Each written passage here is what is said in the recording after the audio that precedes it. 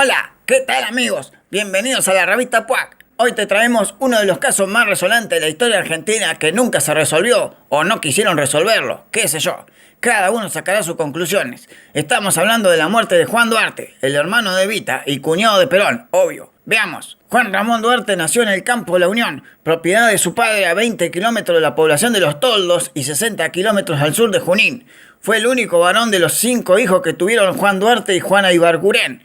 Su hermana menor fue Eva Duarte, Evita. Era reconocido por su sobrenombre de Juancito, al igual que su hermana. Juan Duarte no fue reconocido por su padre, quien vivía en el concubinato con su madre, al tiempo que mantenía una familia formal en Chivilcoy. Flor de plaga el viejo Duarte. Poco después de morir su padre, debió comenzar a trabajar a los 16 años para aportar a la difícil situación económica de la familia, que en 1930 se había radicado en Junín definitivamente, buscando prosperar en la ciudad. Al comenzar a trabajar como viajante de comercio para una empresa de jabones, Juancito se convirtió en el principal sostén de la familia y en 1934 migró a Buenos Aires y pocos meses después lo siguió su hermana Eva, ambos con sueños de pueblerino de triunfar en la gran ciudad. Con 5 años de diferencia entre ambos, Eva y Juan Duarte mantuvieron siempre una estrecha relación. Juan cuidaba de Eva cuando ésta era una adolescente pobre intentando abrirse camino como actriz en Buenos Aires. Pero con el correr de los años 40, Eva fue ganando de a poco lugares en las radios como actriz de radioteatro,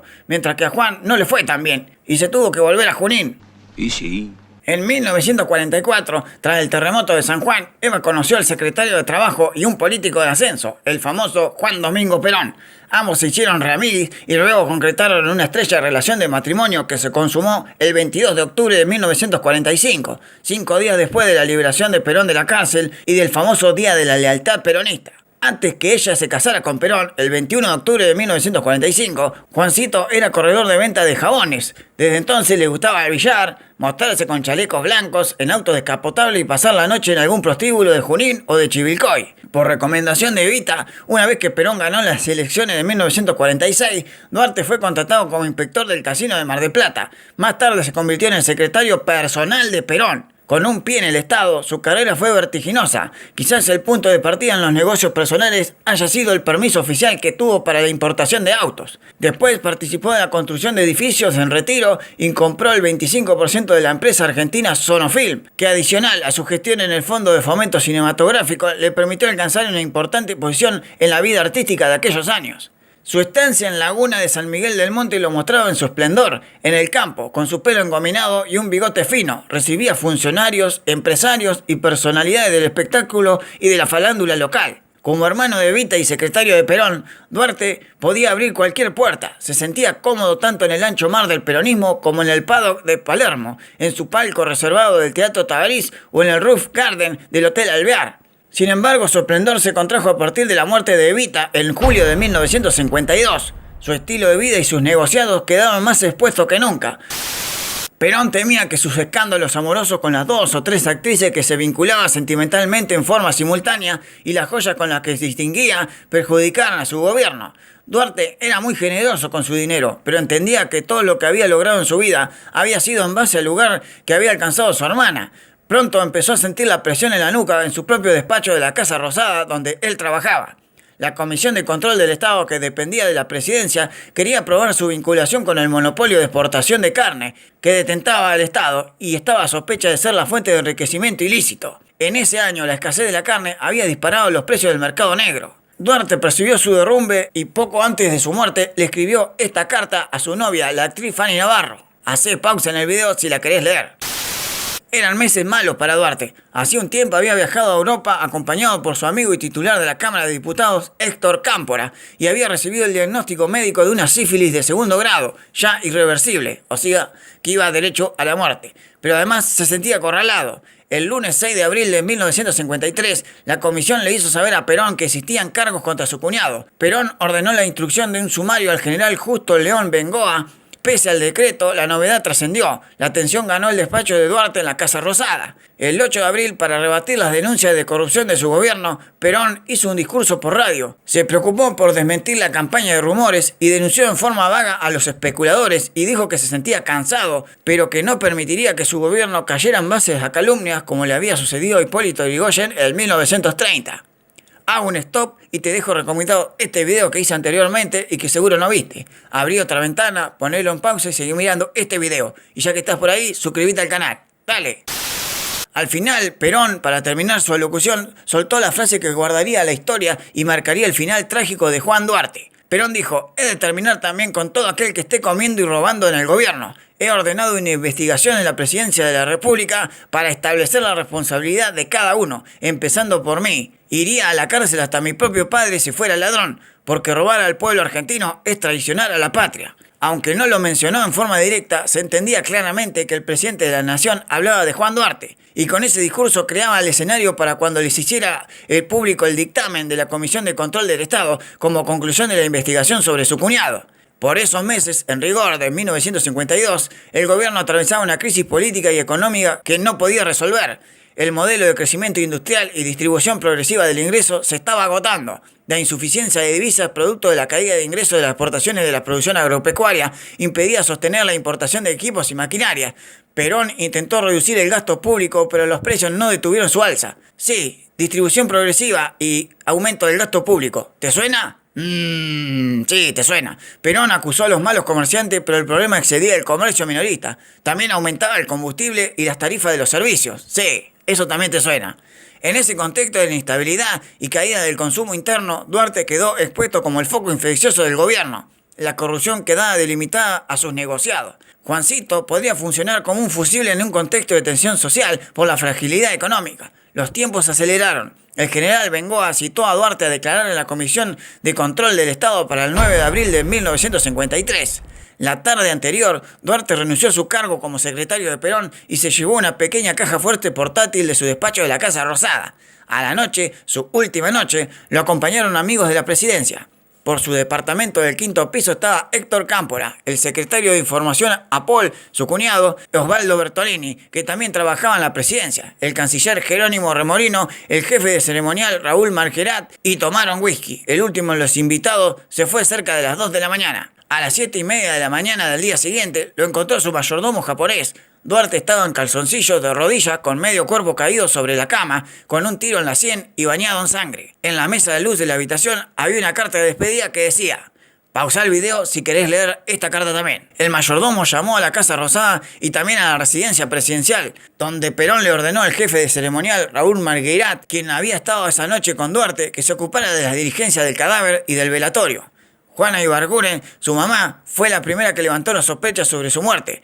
Llegó al departamento de Callao y gritó a Paul, que acababa de llegar: ¡asesino! ¡Me han matado a otro de mis hijos! La carta tenía horrores de ortografía. Voy estaba escrito con B larga, probar con B corta. El estilo caligráfico parecía diferente del suyo, pero no se cotejó la autenticidad de la carta. En la pericia balística, el calibre del arma con la que supuestamente se había matado y el orificio tampoco coincidía. El impacto de su muerte intentó ser reducido por el propio Apol. Los noticieros de la radio del mediodía lo mencionaron en forma breve. Le restaron importancia. Incluso Clarín al día siguiente publicó la noticia con el discreto título: falleció en la mañana de ayer el señor Juan Duarte, recién en la página 5. Pero su muerte había impactado al país mucho más que la icónica información que ofrecían los medios. Perón pasó por la tarde al velatorio que se realizó en la casa de Oscar Bertolini en Belgrano. Soltó algunas palabras de consideración hacia su cuñado y dijo: era un buen muchacho. Buscó una versión que no lastimara a su gobierno. Dijo que su cuñado sufría una enfermedad venérea muy grave, pero nadie creyó que la enfermedad fuera el detonante de su trágica decisión. La duda se instaló en ese momento y perduró hasta el día de hoy. ¿Se suicidó o lo suicidaron? En aquel momento, la oposición intentó demostrar que había sido un crimen del Estado. La misma opinión tuvo la familia Duarte. Para el peronismo, en cambio, Duarte se había suicidado porque no resistió la investigación. Lo cierto es que el día de su muerte, Perón ordenó al general Bengoa que desactivara el sumario que instruía y abandonara la investigación que se sustanciaba sobre la corrupción del gobierno. Muerto Duarte, la investigación se terminó. ¡Chao! Pese al intento de la prensa de minimizar el hecho, la muerte del cuñado de Perón generó un clima social hostil contra el gobierno. Para cambiar el clima, la CGT organizó una movilización popular en apoyo al líder del movimiento para el 15 de abril de la Plaza de Mayo. Ese día un grupo de militantes universitarios de la FUBA, algunos pertenecientes a la UCR y otros a grupos conservadores, todos unidos por el fervor antiperonista, hicieron estallar 2 bombas mientras Perón daba su discurso desde el balcón de la Casa Rosada. Se vivieron momentos de terror. Mataron a 6 personas. A través de los años, el expediente de Duarte se perdió en los archivos de tribunales. Una reciente investigación de la periodista Catalina Delia, emitida en el 13, demostró que faltaban los folios de los primeros elementos de prueba sobre la escena de muerte de Juan Duarte. Las pericias y los testimonios de los testigos también. En 1955, la Revolución Libertadora que sacó a Perón del gobierno decidió exhumar el cadáver del cementerio de la Recoleta para intentar probar el crimen del Estado. Le cortaron la cabeza y un dedo y realizaron una autopsia en el departamento de la Policía Federal. Los oficiales de la Marina, Aldo Molinari, también subjefe de la policía, y su asistente, Próspero Fernández Alvariño, alias el Capitán Gandhi, a cargo de la Comisión Investigadora número 58, supervisaron el procedimiento. Según la autopsia, la bala alojada en el cráneo no correspondía al arma encontrada en el piso de su departamento. La comisión también le dio relevancia al testimonio de una vecina que indicó que Duarte fue trasladado sin vida a su domicilio de la calle Callao. Incluso trascendió la versión que había muerto en la Casa Rosada o mientras intentaba escapar del país. Después, para continuar la investigación, el capitán Gandhi llevó la cabeza de Duarte en una bolsa de interrogatorio al que sometió a su exnovia, la actriz Fanny Navarro. La expuso sobre la mesa para demostrarle que había sido asesinado y le preguntó si ella tenía sífilis. Así, la actriz se desmayó.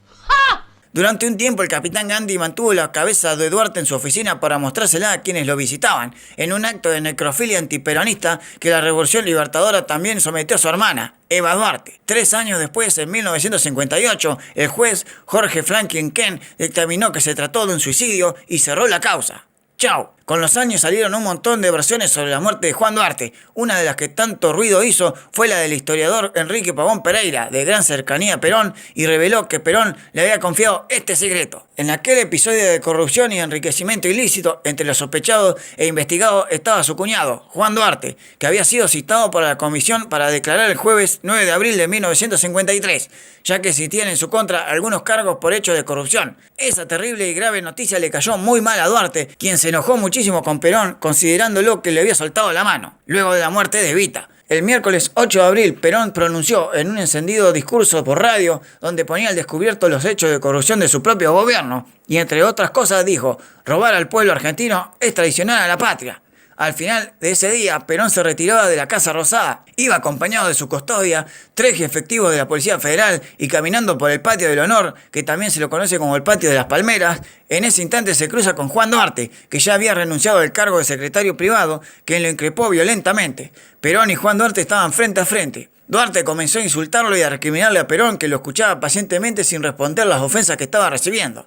Esta situación hizo enfurecer más aún a Duarte, víctima de un trastorno explosivo que le provocó, entre otros síntomas corporales, sudoración en su cara. Tan fuera de sí se hallaba que en un momento, con gestos violentos, hizo un movimiento con la mano derecha llevándola dentro de su saco, como para sacar algo. En ese instante, la custodia de Perón interpretó que Duarte podría estar armado, y con el fin de salvaguardar la vida del presidente, le efectuaron un disparo que impactó en la cabeza de Duarte y que cayó muerto rápidamente. Según esta versión, Juan Duarte no estaba armado. El ademán de su mano dentro del saco fue para sacar un pañuelo, seguramente con el sencillo objetivo de secar el sudor de su cara, si estaba recontrasacado. De esta forma habría sido muerto trágicamente Juan Duarte, en un hecho confuso ante la presencia de muy pocos testigos, o sea, Perón y 3 de sus custodios, nada más. El jefe de la Policía Federal, el comisario Miguel Gamboa, hombre de absoluta confianza de Perón, fue quien tuvo que intervenir en los detalles de este trágico accidente. Qué sé yo, hay muchísimas versiones más que no salen del suicidio como salida de los quilombos o el asesinato para callarlo para siempre. ¿Vos qué opinás? Dejame tu opinión en la caja de comentarios y suscríbete al canal, así me das una mano para seguir investigando casos muy guardados en este país, o simplemente para ver este tipo de otros videitos que te dejo acá. Bueno, ahora sí, hasta luego mis valientes.